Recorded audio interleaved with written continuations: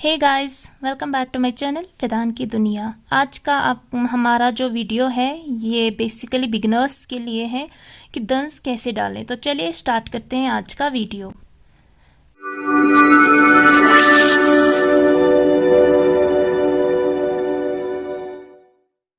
अस्सलाम वालेकुम my YouTube family, कैसे हैं आप सब। होप कि आप सब लोग बहुत ही अच्छे से होंगे, बहुत ही मज़े में होंगे। थंबनेल से आपको पता चल ही गया होगा आज का हमारा वीडियो किस चीज़ से रिलेटेड है। तो प्लीज़ एंड प्लीज़ वीडियो को एंड तक ज़रूर देखना, क्योंकि मैं एंड में एक इन्फॉर्मेशन शेयर करूँगी रिलेटेड टू शॉल्स। आप आपके शॉल्स पे काम कैसे कर सकते हैं। प्लीज़ वीडियो को एंड तक ज़रूर देखना। चैनल पे नए हो तो लाइक शेयर एंड सब्सक्राइब ज़रूर करना। तो चलिए स्टार्ट करते हैं आज का वीडियो।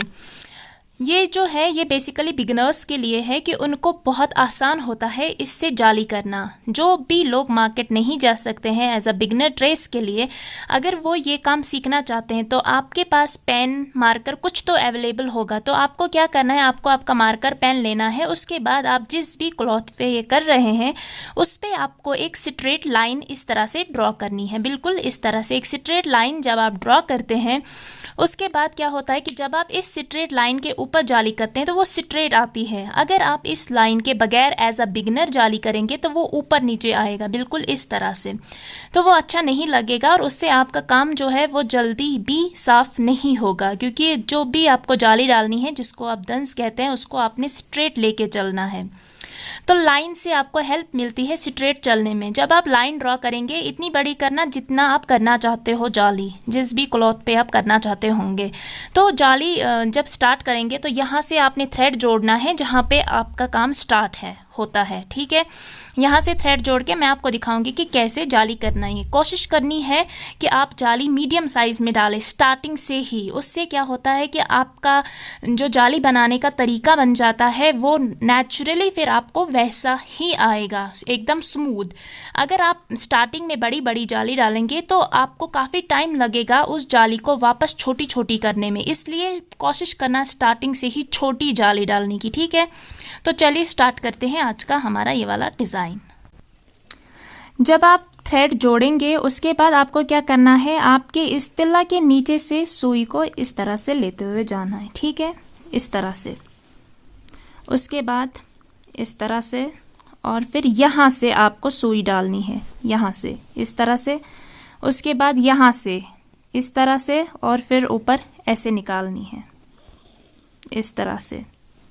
मैं बहुत आराम से दिखा रही हूँ इसलिए कि आपको अच्छे से समझ में आए कि कैसे करना है। यहाँ से फिर इस वाली से जो ये सर्कल बना है इससे इस तरह से सुई डालनी है, नीचे निकालनी है, और फिर यहाँ से जहाँ पे इसका ये है, ठीक है, जॉइंट जहाँ पे, इस तरह से ऊपर निकालनी है। इसी तरह से आपको पूरा करते हुए जाना है, लेकिन कोशिश करनी है कि जो आपने स्ट्रेट लाइन ड्रॉ की है आपको उसी लाइन के ऊपर से इसी को रिपीट करते हुए जाना है, बिल्कुल इस तरह से।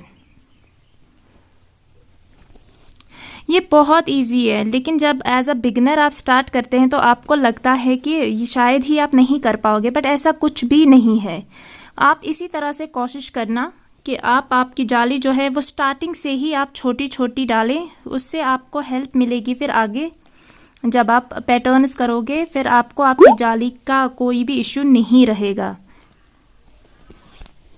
बिल्कुल इस तरह से। और यहाँ पे निकालनी है सुई, फिर इसके पीछे से इस तरह से, अगेन सर्कल के अंदर से नीचे निकाली, फिर यहाँ से इस तरह से, अगेन इसी तरह से करते हुए जाना है,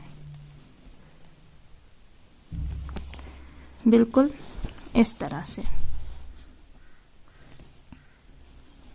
इस तरह से, अगेन इस तरह से। यहाँ से आपको सुई डालनी है इस तरह से, इसके पीछे से, फिर इस तरह से, एंड अगेन इस तरह से। इसी तरह से आपको जो आपका पूरा पैटर्न है उसको रिपीट करना है। जाली को कोशिश करना कि वो आप स्टार्टिंग से ही छोटी छोटी डालें। ठीक है, बिल्कुल आपको बिल्कुल इस तरह से करना है, बिल्कुल इस तरह से। तो गाइस, आपको जो जाली है वो बिल्कुल इस तरह से करनी है। आप स्टार्टिंग से ही कोशिश करना कि जो आप आपकी जाली ले रहे हैं वो आप छोटी छोटी डाल रहे हैं। उससे क्या होगा कि आपकी जो जाली है वो स्टार्टिंग से ही छोटी छोटी रहेगी, और उसके बाद जब आप आपके फेरन पे या आपके किसी भी कपड़े पे ट्राई करेंगे कोई भी डिज़ाइन बनाने के लिए, तो आपकी जो जाली है वो नॉर्मल होगी। ये तो हो गया हमारा जाली का। तो चलिए अब मैं जो इन्फॉर्मेशन शेयर करने वाली थी रिलेटेड टू शॉल्स, अब वो देखते हैं कि वो क्या है। तो गाइस, सबसे पहले अगर आप बिगिनर हैं तो प्लीज़ एंड प्लीज़ आप शॉल्स पे काम ना करें प्लीज़, क्योंकि शॉल्स बिगनर्स के लिए नहीं है। शॉल का काम और फेरन के काम में ज़मीन आसमान का फ़र्क है। मैंने पहले भी बोला है, फेरन का कपड़ा बहुत मोटा होता है, लेकिन शॉल का जो कपड़ा होता है वो बहुत सॉफ्ट होता है, क्योंकि वो ज़्यादा से ज़्यादा जो हमारे शॉल्स होते हैं वो पश्मीना के होते हैं, सेमी पश्मीना के होते हैं, तुषा के होते हैं, तो वो बहुत सॉफ्ट होते हैं, बहुत ज़्यादा सॉफ्ट होते हैं। रफ़ल के पहले शॉल्स आते थे, लेकिन अब रफ़ल के शॉल्स नहीं आते हैं क्योंकि डिमांड पश्मीना की ही रहती है। तो उससे क्या होता है ना कि जो पश्मीना का कपड़ा है वो बहुत सॉफ्ट है। जब आप उस पर एज अ बिगनर काम करना स्टार्ट करते हैं, या फिर आपने 8 से 10 पीसेस भी किए हैं, तो भी अगर आप शॉल पे काम कर रहे हैं तो आपका काम ख़राब होगा। पहला तो इसका जो डिमेरिट है वो यही है कि आपका जो काम है वो ख़राब हो जाएगा, और दूसरा ये कि शॉल भी ख़राब होगा, क्योंकि जब आप एटलीस्ट आप 1 साल तक फेयरनेस पे ट्राई करो, और जो विंटर्स के सूट्स आते हैं आप उन पे ट्राई करो। उसके बाद जब आप कंटिन्यूसली 1 साल तक ट्राई करेंगे दूसरे क्लॉथ्स पे, यानी कि मोटे कपड़ों पे, उसके बाद अगर आप शॉल पे करेंगे तो काफ़ी हद तक वो अच्छा भी रहेगा और आपका काम भी काफ़ी हद तक उस पर अच्छा जाएगा।